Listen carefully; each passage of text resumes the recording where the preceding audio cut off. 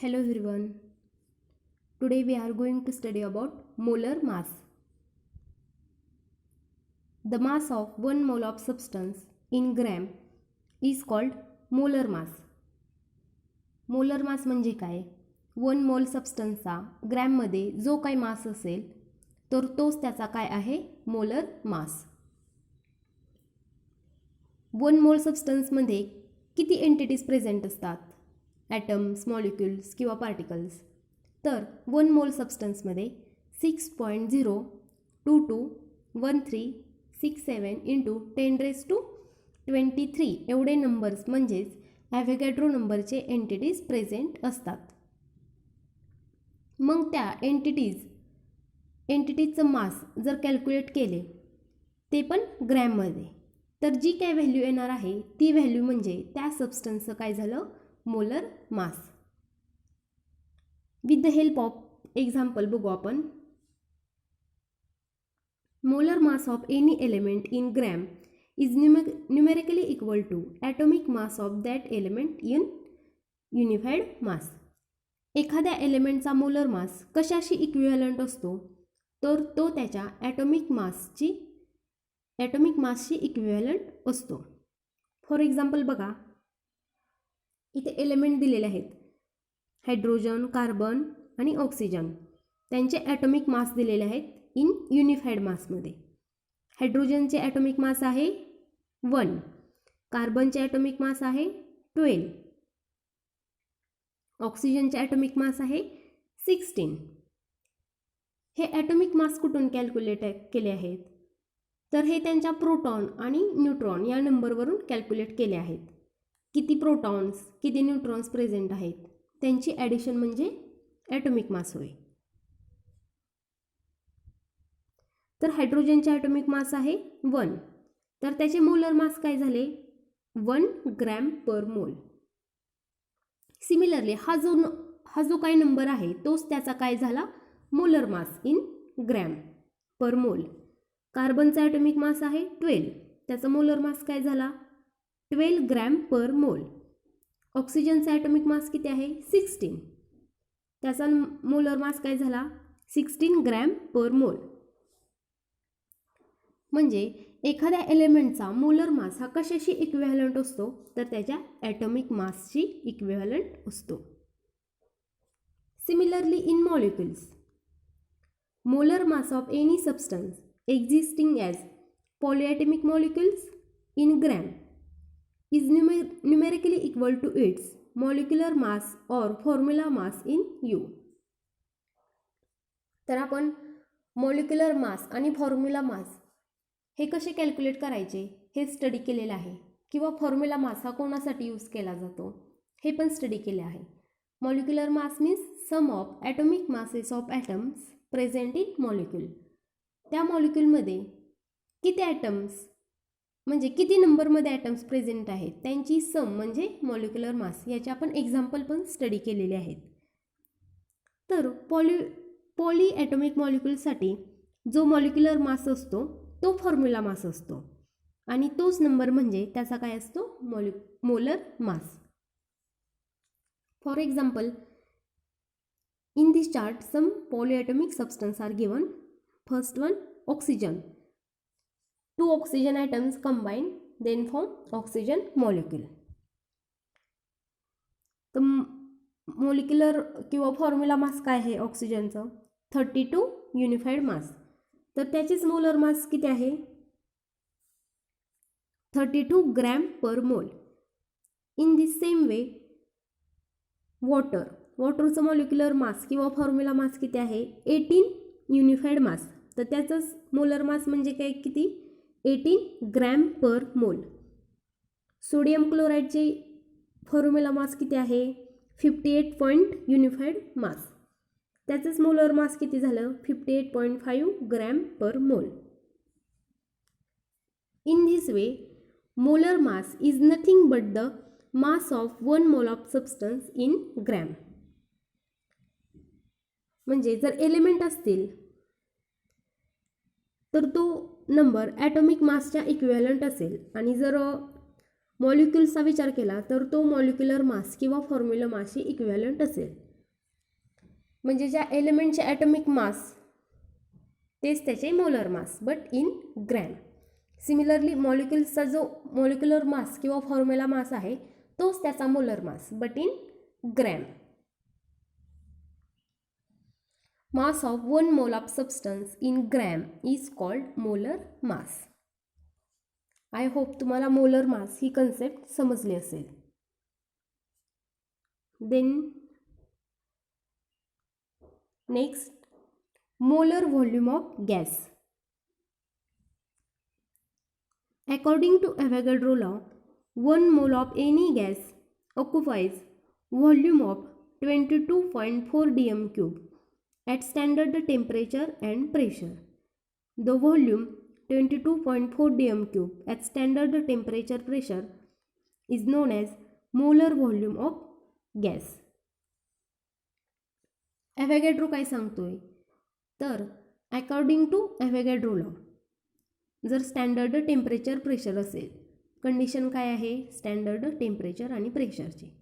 Temperature आहे 0 degree Celsius आणि pressure 1 atmosphere.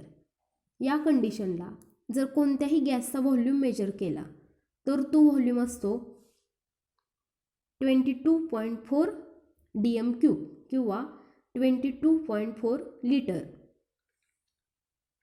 We know that 1 dm cube is equal to 1 liter. आणि 22.4 dm cube ही जी value आहे या व्हॅल्यूला molar volume of gas असे म्हटले जाते. आपण ॲव्होगॅड्रो लॉचा स्टडी केला आहे. त्यामध्ये equal volume of all gases at same temperature and pressure content equal number of molecules. म्हणजे कोणताही गॅस असेल आणि त्यांचे टेम्परेचर प्रेशर इक्वल असेल तर त्यामध्ये असणारे मॉलिक्यूल यांचा नंबर सिमिलर असतो.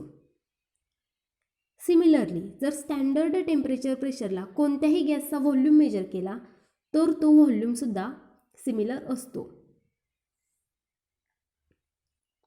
तो व्हॉल्यूम किती आहे 22.4 dm क्यूब. याचा यूज करून आपण number of moles find out करू शकतो. जर व्हॉल्यूम माहिती असेल तर number of moles of any gas आपण कॅल्क्युलेट करू शकतो. तर त्याचा फॉर्म्युला आहे number of moles of gas is equal to volume of gas at standard temperature pressure divided by molar volume of gas. जर व्हॉल्यूम माहिती असेल तर आपण number of moles of any gas calculate करू शकतो. Thus number of moles of gas हे आपण small एनने रिप्रेझेंट करतो is equal to volume of gas at standard temperature pressure divided by molar volume of गॅसची व्हॅल्यू आपल्याला माहिती आहे 22.4 dm cube per mole. In this way जर आपल्याला व्हॉल्यूम माहिती असेल गॅसचा तर आपण त्याची number of moles of gas calculate करू शकतो. सिमिलरली जर आपल्याला नंबर ऑफ मोल्स माहिती असतील तर त्यावरून आपण नंबर ऑफ मॉलिक्युल्स कॅल्क्युलेट करू शकतो. त्या पर्टिक्युलर नंबर ऑफ मोल्समध्ये किती molecules of that gas present आहेत हे आपण कॅल्क्युलेट करू शकतो. And we know that 1 mole is equal to 6.022 1367 into 10⁻23 molecules atoms particles present असतात 1 मोलमध्ये. ॲव्होगॅड्रो नंबर एवढे. म्हणजे मोल्स माहिती असतील आणि ॲव्होगॅड्रो नंबरने मल्टिप्लाय केले तर आपण नंबर ऑफ मॉलिक्युल्स कॅल्क्युलेट करेल. तर त्याचा फॉर्म्युला आहे number of molecules is equal to number of moles into 6.022 into 10⁻23 molecules per मोल.